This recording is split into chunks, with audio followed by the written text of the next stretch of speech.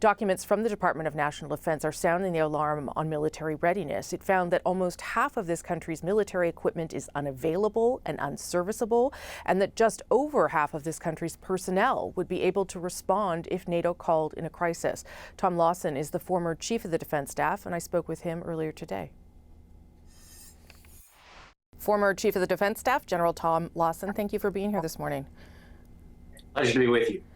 These internal documents that my colleague Murray Brewster obtained say that only 58% of the military is able to respond in a crisis. Does that surprise you, General, or is that pretty much what you would have predicted? Well, the concern is when your fleets get a little bit older, and a lot of our fleets of aircraft, ships, and trucks and tanks and troop carriers are older, it takes longer to maintain them. And the parts bins, you kind of run through the parts you bought when they were new, and you got to keep those things full. So it doesn't surprise me too much that it's gotten this low, because I know that the money has not been there, and especially when you're starting to take money out of in-year budgets, as the now trying to do, that's your spare parts and your support fund. How does it compare to when you were there? Were you already sort of seeing problems of readiness and equipment capability? Yes, not at this level, because we had the people we required. We were full up, and so the problems that General Eyre is dealing with now as chief are much compounded from where I was. With enough people, with people you've always got hope. Without people, it really doesn't matter how much equipment you've got or how it's doing. So that's a really big added problem he's got. Well, yeah, and Minister Blair has said, he said last week that the military is in a death spiral on recruitment. I mean, I don't know how many times I've talked to people about the recruiting challenges. What needs to be done to change this? And have you ever heard a minister admit that it was this bad? No, I haven't. The good news, if there is any here, is that we've now got an elected official in the defense position who speaks with that sort of candor. And typically when someone in government speaks like that, it means they've got a set of solutions in mind. What's a little shocking is some of the solutions that he's suggesting.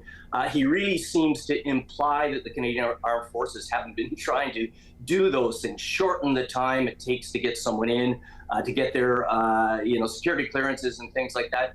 Those things we've been trying to do since I was chief, and long before I was chief as well. Those things are portions of the recruiting process that the Canadian Armed Forces doesn't even own.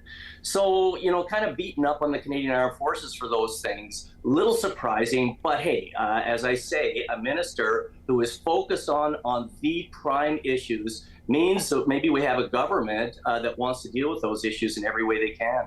Well, I have to say though, General, like if I was thinking about joining the military and then heard some of the headlines from this past week, I'm not sure that would make it an attractive work environment, knowing that you don't have what you need and you wouldn't be ready if something bad happened. Well, that's right. So, I think on top of everything else, making sure that we've got the equipment, making sure that we have funded all the bases and all of our structures back here, I think what we're going to have to do is attack it from the side of remuneration, pay packages, and benefits. I don't think I've ever heard anyone say that Canadian Armed Forces people are overpaid. I think it's been fair. But I think when you're looking to invest in the Canadian Armed Forces, a really good place to invest is in the pay rates and benefits that are associated with being in uniform. And if you do that, you really start to draw recruits that might come in for a well-funded career. They can develop the patriotism later on. When I joined up in 75, I was only going to stay a year. And 40 years later, I was as patriotic as anybody. So get people in, and part of that is going to be the pay package, and also that will help deal with attrition. Every one of our trained individuals who loves what they're doing, but maybe has to get out because a spouse needs to move to another place, or the benefits when you move from Gagetown to Ottawa kick you out of the housing market.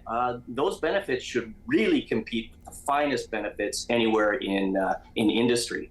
Let me end on sort of what we're seeing in public opinion polls. We were talking about it before we did this interview, but the fact that there does seem to be perhaps an openness on the part of Canadians to see the government spend more on defense. Do you think that this is an indication that there's a window here for the government to actually go ahead and do some of that spending? I do. I think it's critical. Typically, politicians are not going to show a lot of extra courage charging out on things that are important to the government, but not their constituents. That's a great recipe not to get elected. What they will do is charge out on those things that are important to Canadians. And these latest polls that have been growing over recent years show that an increasing number, double 10 years ago, are now saying that's number one on their list of priorities, is to make sure defense and security is in good shape for all of these threats that are rising around the world. So, now the government can be popular with the voters while doing what they need to do with defense and security. General Lawson, always good to see you. Thanks for the time. Thanks, Rosemary.